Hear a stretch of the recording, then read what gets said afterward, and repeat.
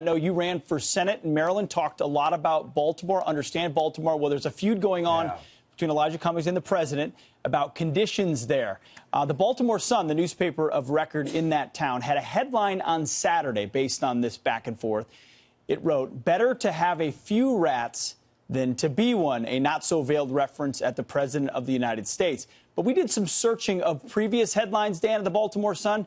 Turns out they really do have a rat problem. Another headline from November 18th of 2014, Baltimore's rat hotspots. And if you go fast forward to 2016, right after the election, the Baltimore newspaper said Trump's right. Declare Baltimore a disaster and rebuild it. So they're going after him today, Dan, but you know that city, and they know that city. They know there's some serious problems there. You know, Pete, one of the things that inspired me to run for office when I did in Maryland was the condition of Baltimore. I was a street cop in New York, and I was a federal agent in the city of Baltimore, arresting a whole lot of people for a lot of bad things. I would say to the president and anyone else right now, don't you dare run away from this argument. This argument is long overdue. The people in Baltimore are good people.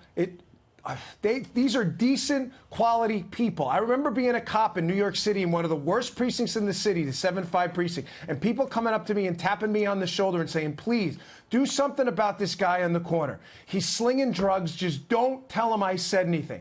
This would happen over and over again. The people in our inner cities, these are good people who have been let down by who? And this is why don't dare liberals run away from this. Don't you dare. And Mr. President, please, God, keep the heat on them.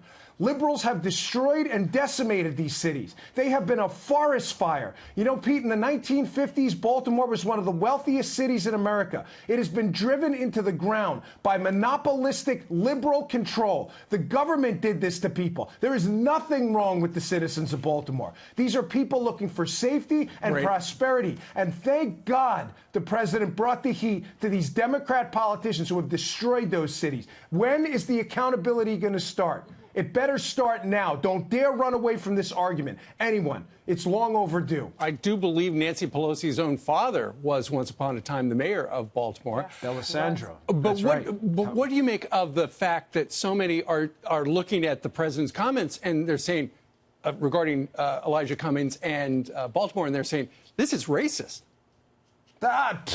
Listen, I don't even want to hear it. That's garbage. Not from you, Steve. That is total, complete, steaming pile of dog on your porch. That's garbage. Whenever liberals can't defend their position, which they can't, Steve, they've run Baltimore since the 1930s. They haven't had an elected city councilman who's a Republican in Baltimore in 70 years.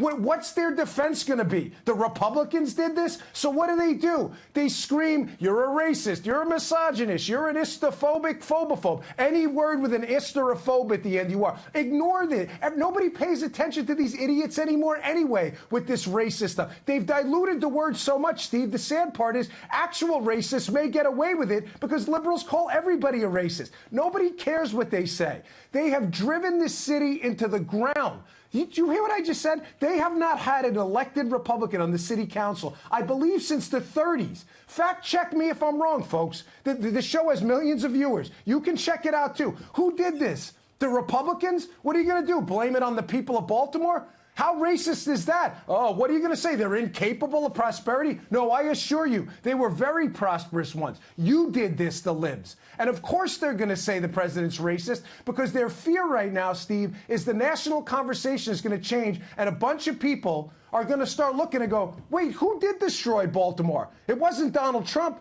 He was busy building up New York, building buildings up there, while Democrats were busy tearing down the great city of Baltimore. That's a fact. You could put a stamp on that sucker.